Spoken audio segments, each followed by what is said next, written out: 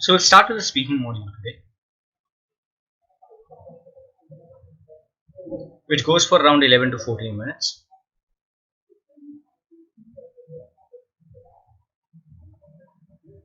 And in the sequence of modules, it appears in the end. You will have first listening, followed by reading, then writing, and at the end you will have speaking. Now, listening, reading, and writing are conducted on the same day. First thing that you should know is that listening, reading, and writing are conducted on the same day of the test. Okay, what will happen is you will go to an examination hall, and along with other candidates, you will write listening, reading, and writing test. But when it comes to the speaking, IELTS is the only test where your speaking is conducted face to face. It's a face to face one-on-one interview with an examiner. Means that there will be an examiner, there will be one examiner and one candidate at a time. So the setup of the examination hall required for the speaking module is completely different. Therefore, it is not conducted on the same day. So when it is conducted 7 days before or after. Okay, you can say 7 days within LRW, because setup required for the speaking module is completely different. Few things before we start.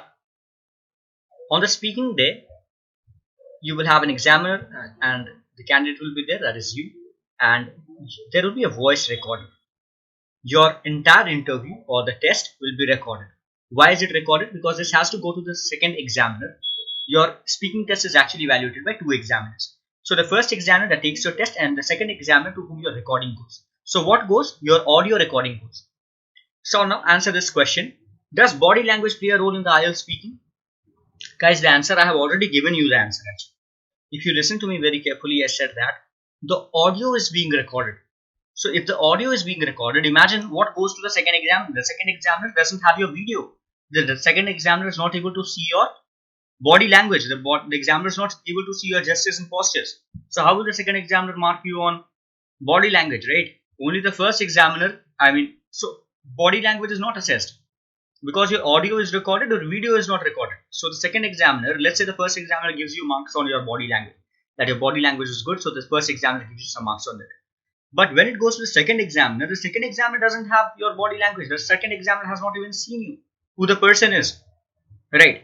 So now you should tell me. Now I think you should be very sure. Does the body language play a role? No, the body language doesn't play a role because second examiner doesn't have the access of your video. He or she can only listen to your audio. Next thing, should we try to imitate the accent of a native speaker of English in the speaking module? Definitely not.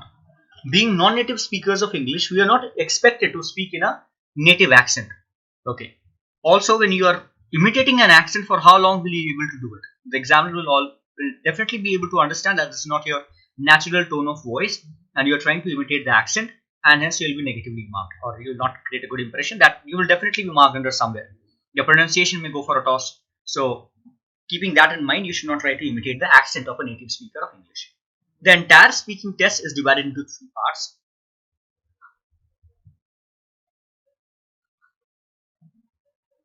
Part 1, Part 2 and Part 3. Part 1 is known as Introduction or Interview.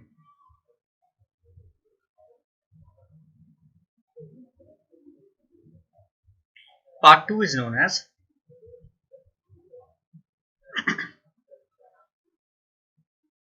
Independent Long Turn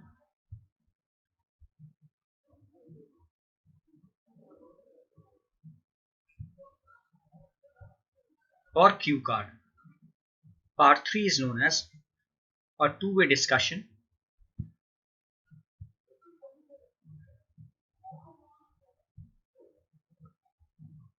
or these are also called as follow-up questions, but it's better to call it two-way discussion. So the first part goes for around 4 to 5 minutes. Second part 3 to 4 minutes.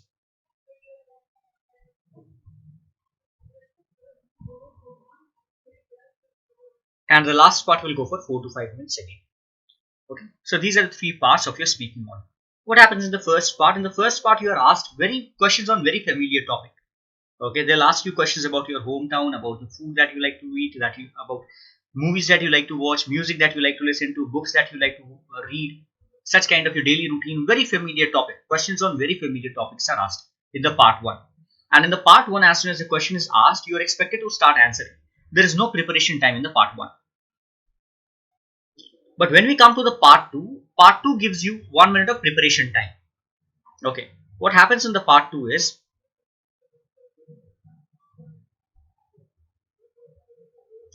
you are given a small piece of paper which is known as a cue card. Okay, in this cue card you will have a question written. Now the examiner will give you a blank sheet of paper along with a pen or a pencil, and the examiner will say, now you have 1 minute to prepare your notes on this sheet. Okay, so in this 1 minute of time you have to prepare notes on this question in this blank sheet of paper. After your 1 minute, the examiner will take this question card from you and the pen or the pencil from you, but this sheet where you have made notes will still be there with you, so that you can refer to this sheet while you are speaking. Okay, so this is the only part which gives you some preparation time. Once you start speaking, the examiner will say, now you can start speaking. Then you have to speak for around 1 to 2 minutes. So how much should I speak? Until the examiner says thank you, you have to go on speaking. When will the examiner say thank you? Any time in between 1 to 2 minutes, the examiner can ask you to stop. It is completely dependent on the discretion of the examiner. When does the examiner say to you to stop, asks you to stop? So you will have to speak for 1 to 2 minutes. You don't have to stop by yourself. Until the examiner says thank you, you have to go on speaking. Okay. In the part 3, you will be asked opinion questions or questions on hypothetical situation. Okay, what are hypothetical situations? Where you have to use your imaginative abilities to answer a question, because the question is asking you something that you have not experienced until now. For example, if I ask you to predict the future of something, so that is something that you have not experienced. What is experience? Experience is something that has gone in the past. So you can use your experience to talk about things that you have already faced in your life. So it's about past. But when we talk about, when I say to predict the future, like what will be the advancements in the field of technology in the next few years? Okay, so you are putting your imagination into, your imaginative skills into on the forefront, right? You're putting your imaginative skills to use over here. So in the part 3, they may ask you opinion questions, or they'll ask you hypothetical situations to assess your imaginative abilities. Okay, but the topic remains the same as that of the part 2. In the part 2, if the topic on which you are asked question, guys, this is called cue card. Try to understand, the part 2 is known as cue card because this question card that they give to you, the small piece of paper, this is known as cue card. The word cue actually means hint. Okay, so this is nothing but, in simple words, you can call it that this is a hint card. Why is a hint card? Because there are actually few hints over here. We'll see what hints are there.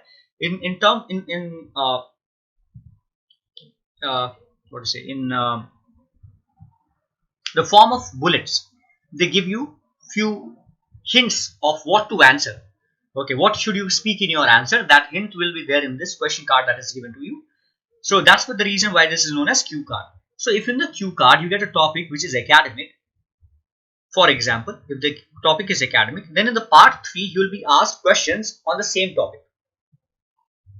The topic remains the same, but the questions are more intended to know your opinion on something, how well you can justify your point of view on something, or how well you can build up ideas, okay, or use your imaginative skills. These are the 2 things that are assessed in the part. So if you get part 2, in the part 2 you get academic, academic is the topic of the part 2, then in the part 3 you can have opinion question. What sort of opinion question can be asked? They can ask you, is it important for people to have an academic goal in their life? This they can ask you in the part 3.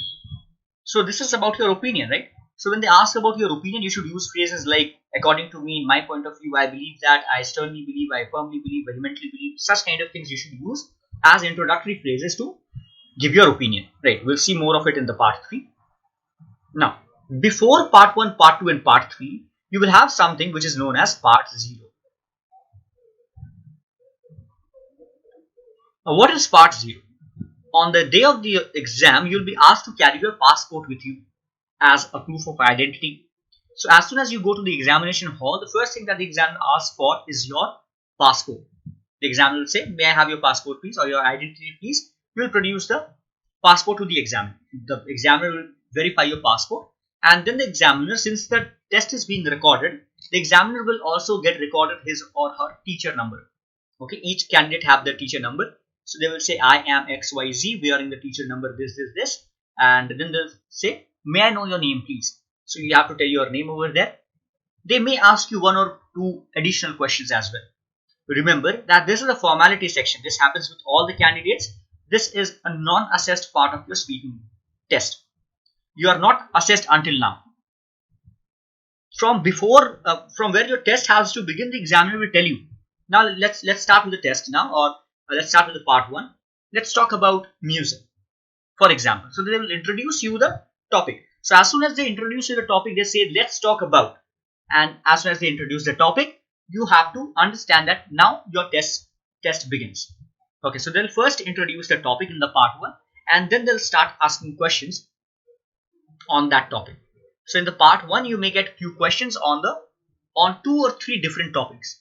Sir, how many questions can I be asked? That depends upon how much you answer for each question, right? If you're giving long answers, you may be asked less number of questions. If you're giving short answers, you may be asked more number of questions, right? So they may ask you few questions. Generally, it is like around, it can be anything around 5 to 7 questions from 2 to 3 different topics can be asked in the part 1. So in the part 1, this kind of a situation will never arise when you will not have any answer, because these are questions from very familiar topics that you are very familiar with.